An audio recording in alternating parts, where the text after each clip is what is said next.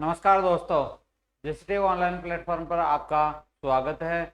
आइए अपन आज का टॉपिक लेते हैं। आज का अपना टॉपिक है वायरस, जिसे इंग्लिश में क्या कहते हैं, विषाणु। वायरस जिसे हिंदी में कहते हैं विषाणु, और वायरस हो गया अपना इंग्लिश में। हाँ, आकार क्या है, कैसा आकार होता है? ये सूक्ष्मतम संरचना है। कैसी संरचना है ये दोस्तों? बड़ी सूक्ष्मतम संरचना है, जिसे नग्न आंखों से देख पाना क्या है दोस्तों, मुश्किल है। बड़ी सूक्ष्मतम संरचना है। आकार कैसा होगा? सूक्ष्म आकार होगा। दूसरा है अकोशिकीय जीव है। अकोशिकीय जीव उन्हें कहेंगे जिनमें कोशिकाएं नहीं पाई जाती, अर्थात कोशिका का जो एक निश्चित आकार होता है, यानी जिसकी मोटाई कितनी होनी चाहिए? 5000 एंगस्ट्रॉन की मोटाई होनी चाहिए, जो इसकी विषाणु की नहीं होती। इसलिए इसे क्या कहते हैं? अकोशिकीय। विषाणु की कितनी होती है? ये 100 एंगस्ट्रॉन मोटाई से लेकर के कितनी एंगस्ट्रॉन मोटाई तक? 2000 एंगस्ट्रॉन मोटाई तक के होते हैं, इसलिए इनका शरीर अकोशिकीय होता है। और इसके अलावा इनमें कोशिकांग नहीं पाए जाते हैं। नेक्स्ट है जीवाणु फिल्टर के द्वारा पृथक्करण। विषाणुओं का जीवाणु फिल्टर के द्वारा पृथक्करण संभव नहीं है दोस्तों। हाँ, विषाणुओं को सर्वप्रथम इवानोव्स्की ने 1892 में तंबाकू के ऊपर खोजा। किसके ऊपर खोजा? तंबाकू के ऊपर, यानी तंबाकू के मोजेक रोग से संबंधित पौधे के रस को क्या किया उन्होंने? रस को जीवाणु फिल्टर से छाना, और उन्होंने छाना, और उस छानने के बाद उसमें देखा, गोल में छनित गोल में देखा, तो उन्हें कोई भी जीवाणु दिखाई, कोई भी वायरस दिखाई नहीं दिया। कोई भी वायरस दिखाई नहीं दिया। नेक्स्ट है एक डच के वैज्ञानिक, इसके बाद एक डच वैज्ञानिक आए, बेजेटिक, जिनका नाम क्या था? बेजेटिक। 1898 ने इस तरल का नाम क्या दे दिया? जीवित तरल संक्रामक। इसका नाम क्या रख दिया? जीवित तरल संक्रामक। क्यों? इन्होंने क्या किया कि जो ये तरल छाना, तो उस छनित तरल को टीएमवी जो स्वस्थ तंबाकू के पौधे थे उनके ऊपर उसको क्या कर दिया? रगड़ दिया। रगड़ने के बाद इसने देखा कि उन स्वस्थ पौधों में भी क्या हो गया? इस रोग फैल गया, और वे पौधे क्या हो गए? इस रोग से संक्रमित हो गए दोस्तों। नेक्स्ट है लोफलर तथा फ्रोच। इसके बाद लोफलर तथा फ्रोच है 1898 में। इन्होंने क्या किया? पशुओं के खुरपका, पशुओं के कौन सा दोस्तों? खुरपका व मुंहपका, दो रोग होते हैं, के रोगों को क्या किया? जीवाणु रहित फिल्टर से प्रेरित करने में क्या की? सफलता प्राप्त की। नेक्स्ट है तथा प्रारंभ में इन्होंने फिल्टर योग्य वायरस तथा बाद में इन्हें क्या कहा? विषाणु कहा। प्रारंभ में क्या कहा? फिल्टर योग्य वायरस, यानी फिल्टर में जो वायरस छन गए उन्हें। नेक्स्ट है विषाणु। विषाणु कैसा होता है? विषाणु एक कैसा शब्द है? यह एक लैटिन भाषा का शब्द है। कौन सी भाषा का शब्द है दोस्तों? लैटिन भाषा का शब्द है, जिसका अर्थ होता है लसदार तरल विषाणु। लसदार तरल विषाणु। और इस फिल्टरित योग्य वायरस से होने वाले रोग मनुष्य, इन्होंने पता लगाया कि मनुष्य में कौन सा? पित्त ज्वर। मनुष्य में होने वाला पित्त ज्वर रोग किसके कारण? जो ये फिल्टर के द्वारा जो ये वायरस प्राप्त किया गया, उसके द्वारा ये रोग हो रहा था। दूसरा मुर्गी के चूजों का सरकोमा रोग। थर्ड है धान का बोना रोग। नेक्स्ट है वायरस के सामान्य लक्षण। अति सूक्ष्म कणिकाएं। वायरस क्या होता है दोस्तों? अति सूक्ष्म कणिका सदृश संरचना होती है, जिसे नग्न आंखों से देख पाना क्या है दोस्तों? मुश्किल है। नेक्स्ट है इसे देखा जा सकता है किसकी सहायता से देखा जा सकता है? सिर्फ इलेक्ट्रॉन सूक्ष्मदर्शी की सहायता से वायरस को देखा जा सकता है, जिसका आकार है 10 से 300 मिली माइक्रोन। 10 से 300 मिली माइक्रोन, 10 से 300 मिली माइक्रोन। नेक्स्ट है दोस्तों, विषाणुओं को जीवाणु फिल्टर से छानने पर फिल्टरित से पृथक नहीं किया जा सकता, यानी फिल्टर से छानने पर जो फिल्टरित बचा हुआ रहता है उससे अलग नहीं किया जा सकता। सिर्फ आणविक फिल्टरों के द्वारा, कौन से फिल्टरों के द्वारा? आणविक फिल्टरों के द्वारा ही इन्हें फिल्टरित किया जा सकता है। ये आणविक फिल्टर किसके बने होते हैं? कोलिडियन के और प्लास्टिक के बने हुए होते हैं। नेक्स्ट है, पोषक कोशिका के बाहर ये निर्जीव कणों के रूप में होते हैं। जो कोशिका होती है यानी परपोषी की जो कोशिकाएं होंगी उसके बाहर ये किस रूप में होंगे? निर्जीव अवस्था में। और जब ये कोशिका के अंदर प्रविष्ट हो जाते हैं तो ये सजीव का व्यवहार करने लग जाते हैं, सजीव जैसे लक्षण दर्शाते हैं। नेक्स्ट है, एक परिपक्व विषाणु में आनुवांशिक पदार्थ डीएनए और आरएनए में उपस्थित होता, आरएनए के रूप में उपस्थित होता है, जो किसका निर्माण करता है? प्रोटीन के आवरण से संरक्षित रहता है। जो किसके आवरण से संरक्षित रहता है? प्रोटीन के आवरण से। और आनुवांशिक पदार्थ किस रूप में होगा? डीएनए और आरएनए के रूप में होता है। नेक्स्ट है, विषाणु बहुगुणन। हाँ, विषाणुओं में बहुगुणन करने की क्षमता होती है, लेकिन ये सिर्फ किसमें होगा? कोशिका के अंदर, सेल के अंदर ये क्या करेंगे? बहुगुणन। ये मान लो कोई वायरस है और ये क्या है? सेल है। सेल के अंदर क्या कर रहा है? मल्टीप्लीकेशन, बहुगुणन। नेक्स्ट है, ये अविकल्पी अंतःकोशिकीय परजीवी होते हैं। ये अविकल्पी अंतःपरजीवी कोशिकीय होते हैं, यानी ये अपना जीवन कहां पर पूर्ण करते हैं? परपोषी की कोशिका में अविकल्पी परजीवी के रूप में। नेक्स्ट है, विषाणुओं का संवर्धन कृत्रिम माध्यम में कर पाना संभव नहीं है। विषाणुओं का संवर्धन कृत्रिम माध्यम में कर पाना संभव नहीं है, क्योंकि इनकी जो संरचना है या स्ट्रक्चर आमाप है वो क्या है? अति सूक्ष्म है। इसी के कारण इन्हें क्या करना? कृत्रिम संवर्धन में इनका ग्रो करवाना पॉसिबल नहीं है, तथा आज तक कोई मृतोपजीवी विषाणु ज्ञात नहीं किया जा सका है दोस्तों। यानी मृत कार्बनिक पदार्थों के ऊपर विषाणु प्राप्त नहीं किए गए हैं। नेक्स्ट है, तथा विषाणु को कोशिकाओं में लिपमैन तंत्र के निर्माण के लिए आनुवांशिक तंत्र अनुपस्थित होता है। तथा जो विषाणु होता है तो उसमें कोशिकाओं में लिपमैन तंत्र के निर्माण के लिए क्या होता है? आनुवांशिक तंत्र अनुपस्थित होता है। ये सिर्फ परपोषी की कोशिका और परपोषी के आनुवांशिक पदार्थ से किसका निर्माण करते हैं? लिपमैन तंत्र का। नेक्स्ट है, विषाणु में वृद्धि। विषाणुओं में किसी भी प्रकार की वृद्धि नहीं होती है, इसमें द्विविभाजन नहीं होता है, और सिर्फ विषाणु अपनी वृद्धि पुनरावृत्ति करते हैं। अपनी पुनरावृत्ति के द्वारा क्या करते हैं दोस्तों?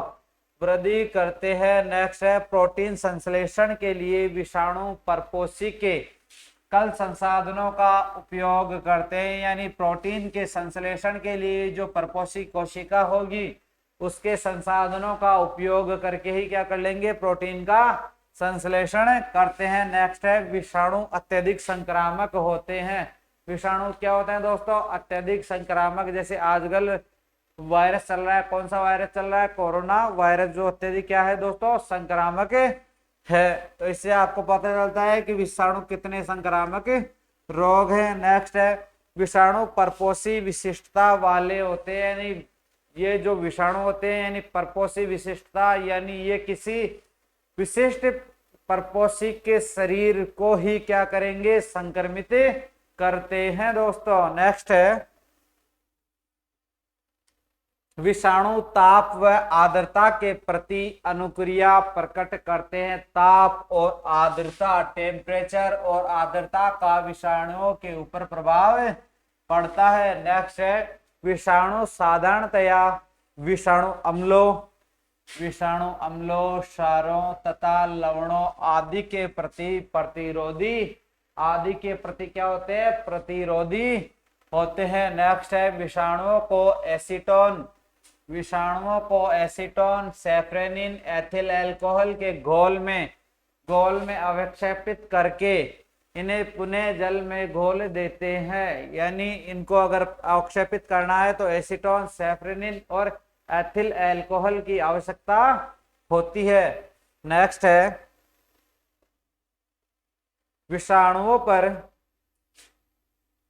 विषाणुओं पर प्रतिजैविकी का कोई प्रभाव नहीं होता है। विषाणुओं पर प्रतिजैविकी का कोई प्रभाव नहीं होता है। अब है विषाणुओं की प्रकृति। दोस्तों, विषाणुओं की प्रकृति कैसी होती है? विषाणुओं की प्रकृति यानी विषाणु न्यूक्लियो प्रोटीन के बने होते हैं। किसके बने होते हैं? न्यूक्लियो प्रोटीन के बने होते हैं। न्यूक्लियो प्रोटीन से मतलब डीएनए, न्यूक्लिक का मतलब डीएनए या आरएनए, और प्रोटीन का मतलब प्लस इनके ऊपर प्रोटीन का आवरण पाया जाता है। प्रोटीन का आवरण पाया जाता है। नेक्स्ट है, विषाणुओं के जैविक गुण। अब है दोस्तों विषाणुओं के क्या जैविक गुण। फर्स्ट जैविक गुण है ये आनुवांशिक पदार्थ किसके रूप में होगा? आरएनए तथा डीएनए। आरएनए का मतलब राइबोज न्यूक्लिक एसिड और DNA deoxy ribose nucleic acid. DNA किस प्रकार द्विकुंडलित संरचना का होगा? कौन से निकल का होगा? द्विकुंडलित संरचना होगी। आरएनए सिर्फ सिंगल स्ट्रैंडेड होता है। नेक्स्ट है, इनमें आनुवांशिक पदार्थ की पुनरावृत्ति होती है। इनमें आनुवांशिक पदार्थ की क्या होती है दोस्तों? पुनरावृत्ति होती है। नेक्स्ट है, उत्परिवर्तन प्रमुख जैविक लक्षण है। उत्परिवर्तन यानी समय या परिस्थिति के अनुसार जब कोई परिस्थिति चेंज हो जाती है तो उसके अनुसार ये भी अपना क्या कर लेते हैं? उत्परिवर्तन के द्वारा अपने स्वरूप में परिवर्तन कर लेते हैं, जिससे ये अत्यधिक क्या हो जाते हैं दोस्तों? संक्रामक बन जाते हैं। नेक्स्ट है, प्रवर्धन जीवित कोशिकाओं में। इनका प्रवर्धन सिर्फ कौन सी कोशिकाओं में होगा? जीवित कोशिकाओं में होगा, क्योंकि आज तक ऐसा कोई विषाणु नहीं है जो मृत कार्बनिक पदार्थों के ऊपर क्या करो अपना वृद्धि कर सकता हो, अपना गुणन कर सकता हो। तो इसलिए इसके लिए किसकी आवश्यकता होगी? जीवित कोशिका की आवश्यकता होगी, और कोशिका के शरीर के अंदर ही ये क्या करेगा? वृद्धि करेगा दोस्तों। नेक्स्ट है, यह परपोषी विशिष्टता दर्शाते हैं, यानी प्रत्येक विषाणु अपने अंदर एक परपोषी विशिष्टता लिए होते हैं। ये परपोषी विशिष्टता क्या होती है? यानी किसी विशिष्ट कोशिका या किसी विशेष जानवर के प्रति सिर्फ एक ही वायरस उत्तरदायी होगा। किसी विशिष्ट रोग के लिए विशिष्ट वायरस ही उत्तरदायी होगा। नेक्स्ट है, विषाणु भिन्न भिन्न एवं निश्चित आकार के होते हैं, यानी विषाणुओं का आकार भिन्न भिन्न तथा निश्चित आकार का हो सकता है।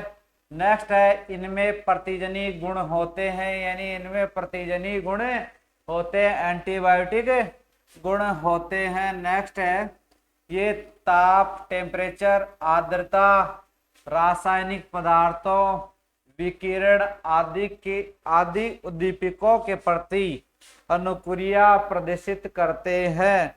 किसके प्रति? ताप, आर्द्रता, रासायनिक पदार्थों, विकिरण आदि उद्दीपकों के प्रति क्या करते हैं दोस्तों? अनुक्रिया प्रदर्शित करते हैं। नेक्स्ट है, संक्रमण की क्षमता पाई जाती है, यानी संक्रमण यानी किसी स्वस्थ व्यक्ति या किसी स्वस्थ कोशिका को संक्रमित करने की इनमें क्या पाई जाती है? क्षमता पाई जाती है दोस्तों। नेक्स्ट है, एक दूसरे परपोषी पर स्थानांतरित हो सकते हैं, यानी एक परपोषी से दूसरे परपोषी यानी एक कोशिका से दूसरी कोशिकाओं में ये आसानी से स्थानांतरित हो जाते हैं। जिस प्रकार वर्तमान समय में कोरोना वायरस एक व्यक्ति से दूसरे व्यक्ति में यानी एक परपोषी से दूसरे परपोषी में आसानी से क्या हो रहा है, ट्रांसमिट स्थानांतरित हो रहा है, उसी प्रकार से ये वायरस भी आसानी से क्या हो सकते हैं, स्थानांतरित हो सकते हैं। नेक्स्ट है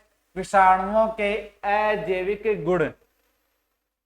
दोस्तों विषाणुओं के अजैविक गुण में है इनका क्रिस्टलीकरण किया जा सकता है, यानी इन्हें क्रिस्टल फॉर्म में प्राप्त किया जा सकता है। नेक्स्ट है कोशिका कला, कोशिका भित्ति तथा कोशिकांग।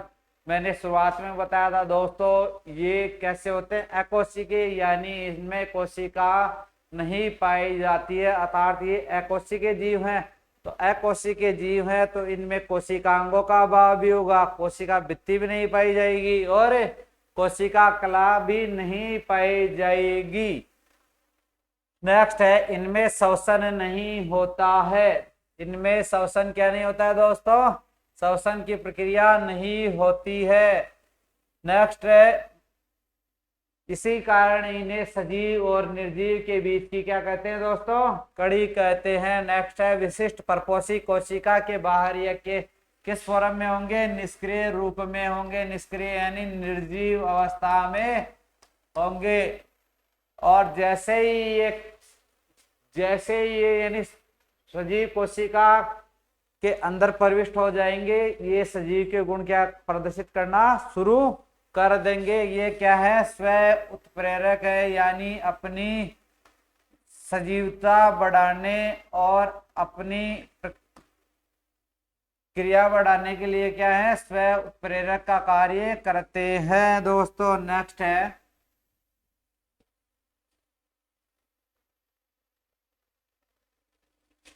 है दोस्तों विषाणुओं की संरचना एवं संगठन। अब बात करेंगे विषाणुओं की संरचना कैसी होती है, उनका संगठन किस प्रकार से होता है। आइए दोस्तों, फर्स्ट है विषाणु और सामने है आमाप। फर्स्ट है तंबाकू।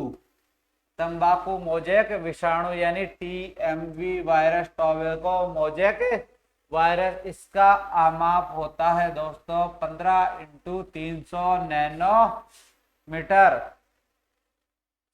नेक्स्ट है मक्का का बोनापन विषाणु, इसकी आकृति होती है 17 × 50 nm। नेक्स्ट है सलगम का पित्त मोजेक विषाणु, सलगम का पित्त मोजेक विषाणु यानी 20 से 28 नैनोमीटर। नेक्स्ट है अल्फा मोजेक विषाणु। अल्फा मोजेक विषाणु का क्या होगा दोस्तों, अल्फा मोजेक विषाणु 50 × 240 नैनोमीटर। नेक्स्ट है जीवाणुभोजी विषाणु, जिसकी क्या होगी आमाप 54 × 200 नैनोमीटर। फिर है नीलहरित शैवाल विषाणु, जिसकी जो होगी 16 से 22 × 56 नैनोमीटर। फिर है शीतलन विषाणु 200 से 300 नैनोमीटर। और एनुफ्लुएंजा वायरस है, एनुफ्लुएंजा यानी जो स्वाइन फ्लू फैलाता है दोस्तों। कुछ समय पूर्व कौन सा विषाणु प्रभावित था, एनुफ्लुएंजा यानी स्वाइन फ्लू वाला रोग प्रभावित था 80 से 120 नैनोमीटर। नेक्स्ट है पोलियो विषाणु। कौन सा विषाणु दोस्तों, पोलियो विषाणु 20 से 27 नैनोमीटर होता है।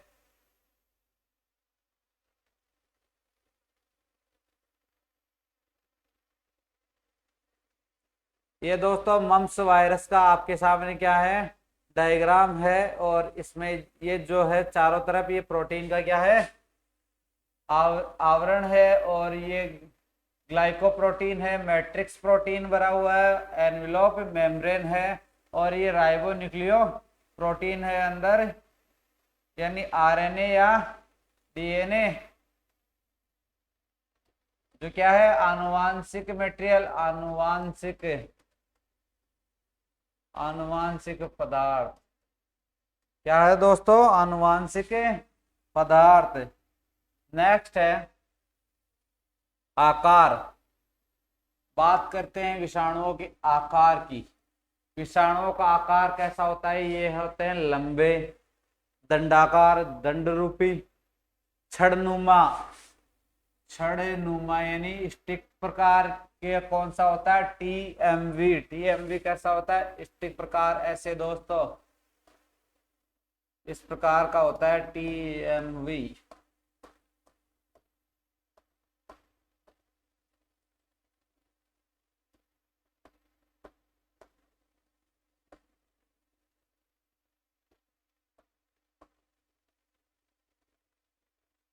ये कौन सा वायरस है दोस्तों, टीएमवी वायरस है। नेक्स्ट है गनाब। गन के आकार का यानी गलसुआ, गलसुए का विषाणु।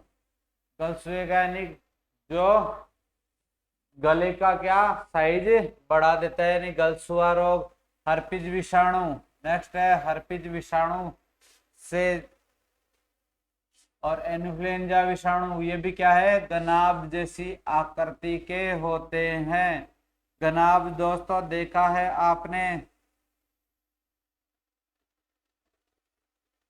इस आकृति के यानी गनाब, गन की जैसी आकृति के। फिर है टेडपोल सदृश्य। टेडपोल यानी लार्वा, सदृश्य यानी ऐसे टेडपोल सदृश्य। टी सम जीवाणुभोजी, टी सम जीवाणुभोजी वायरस। फिर है पॉक्स विषाणु। पॉक्स विषाणु की आकृति कैसी होती है, जटिल आकृति होती है। कैसी आकृति होती है दोस्तों, जटिल आकृति होती है। नेक्स्ट है बंदूक की गोली। बंदूक की गोली के समान कौन सा वायरस है, रेबीज वायरस। रेबीज वायरस किसमें, कुत्ते की लार में,